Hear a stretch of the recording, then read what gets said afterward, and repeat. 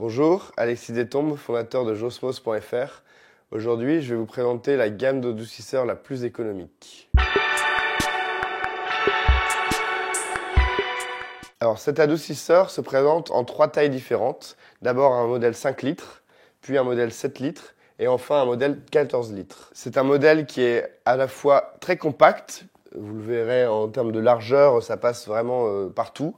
Et très pratique. La vanne est extrêmement facile à régler.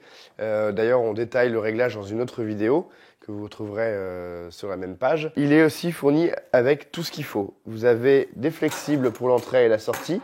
D'ailleurs, si la taille n'est pas suffisante, on propose en plus des extensions avec le bon raccord pour les connecter.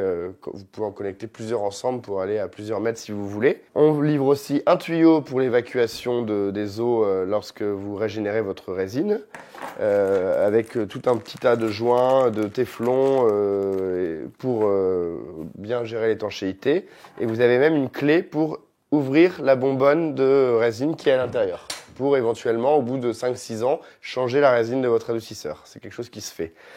Vous avez également ce qu'on appelle un bypass qui vient se visser ici et qui va permettre plusieurs cas de figure. Soit vous voulez utiliser l'eau brute, donc qui n'a pas été adoucie, parce que votre adoucisseur n'est pas en fonctionnement. Donc vous allez simplement laisser, en faisant tourner ces boutons ici, pouvoir passer en direct sans passer par adoucisseur. Et puis ça va aussi vous permettre, en faisant un réglage assez fin, de laisser passer un tout petit peu d'eau brute pour régler votre dureté. Pour éventuellement avoir une eau avec un TH entre 5 et 10. C'est en général ce qui est conseillé pour un réglage optimal. Vous avez en option la possibilité de rajouter un pré-filtre. Ce pré-filtre, il a un avantage, c'est qu'il est tout petit. Et en plus, il y a une vanne qui est fournie avec qui permet de le vidanger de temps en temps sans devoir l'ouvrir.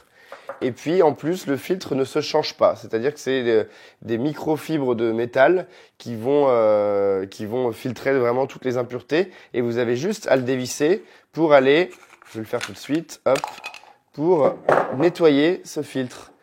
Et vous le rincez à l'eau et vous le remettez dedans. Et puis, c'est reparti. Vous n'avez pas besoin de dépenser de l'argent pour acheter des filtres tous les 6 mois. En termes d'entretien, vous avez simplement à rajouter du sel régulièrement via cette petite trappe. Et ce sel va se mélanger automatiquement à l'eau et permettre de régénérer votre résine.